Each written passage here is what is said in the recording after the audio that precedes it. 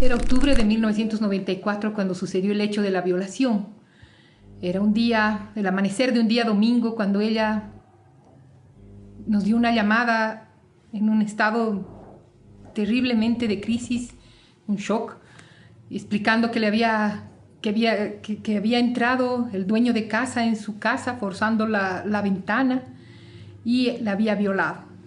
Estaba totalmente amoratada, ensangrentada y cubierta con una toalla detrás de la puerta de un vecino que lo único que le ofreció de auxilio fue un teléfono a través del cual ella nos llamó. Entonces tuve que llevarla a la policía que queda en la plaza y sentar la denuncia, porque para ironía pedían que ella sentara la denuncia, y así desnuda con una toalla en el cuerpo, toda ensangrentada, debía bajar y escribir la denuncia manuscrita. Observar la cama, los muebles rotos, los vidrios, la sangre, contribuir a juntar las pruebas, recoger sus cosas, hacer su maleta, despacharla. De esta manera empezó esta historia que no debe repetirse nunca. El caso MZ, un caso paradigmático ocurrido acá en Cochabamba con una joven extranjera que vino a trabajar para Naciones Unidas y que tuvo la desgracia de alquilar el departamento en un lugar que le garantizaba su seguridad y que sin embargo fue precisamente el hijo del dueño de casa quien, aprovechando el acceso libre que tenía al inmueble, ingresó a altas horas de la noche, casi al amanecer, y procedió a violarla de la manera más brutal.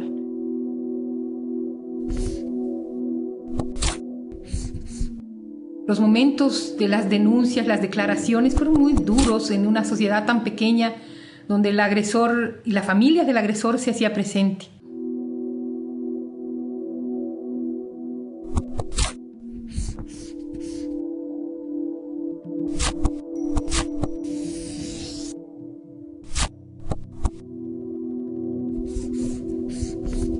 Y la policía pudo recabar absolutamente todas las pruebas, y es más, el agresor se llevó una huella en la cara, en el rostro, producto de un golpe que le dio ella con una botella.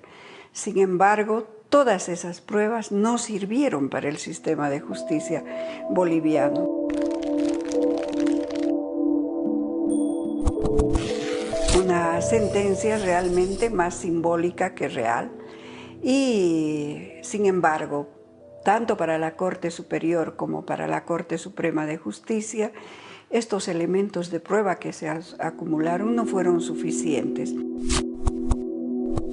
Era hijo de un poderoso político del país y el hermano era vicepresidente de la Confederación de Empresarios Privados de Bolivia. Había todo un andamiaje de protección a él.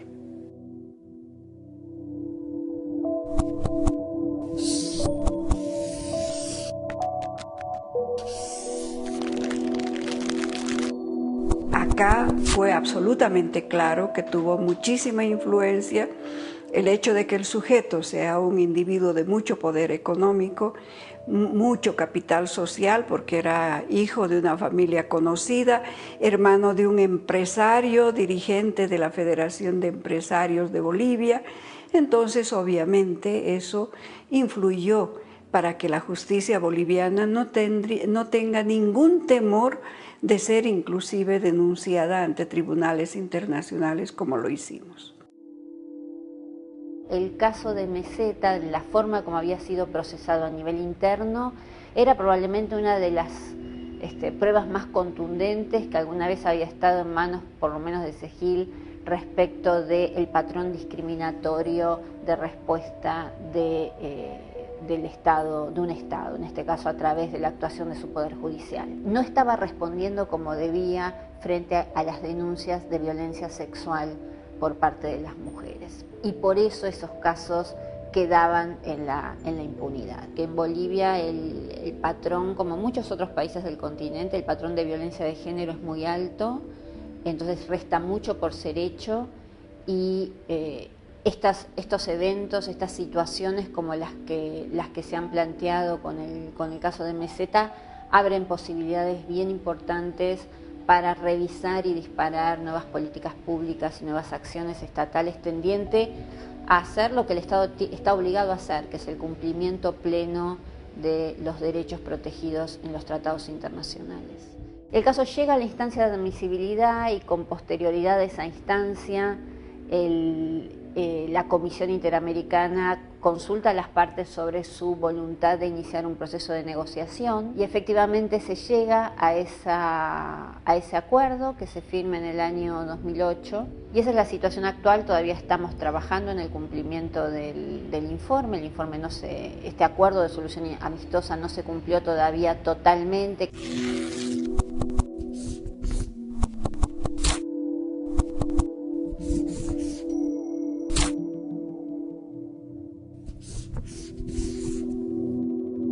El caso de Meseta es un caso que representa la realidad que viven las mujeres en Bolivia y especialmente el 90% de las víctimas de violencia sexual que quedan sin respuesta de la justicia.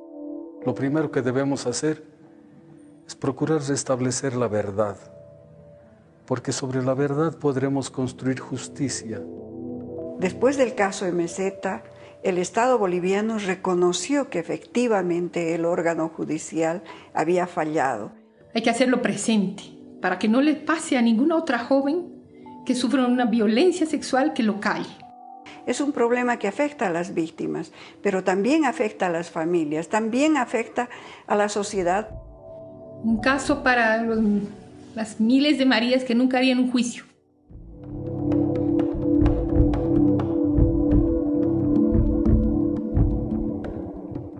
Yo quisiera decirles a las mujeres que han guardado el silencio sobre la violación que deberían hablar. O sea, no es posible, creo que no es imaginable. Para mí, en ese momento, con 30 años, aquello era una cosa de terror. Aquel día que fuimos al forense había que esperar entre cadáveres y cadáveres vivientes. Me duele, me conmueve a 18 años de hablarlo, me acompañan mis miedos sobre ese proceso. Siento que un hecho como ese no puede quedar impune. Yo misma, como persona y mujer, creo que la justicia es posible. Si la justicia falla, por lo menos la sociedad no tiene que fallar, tiene que señalar con el dedo a los violadores.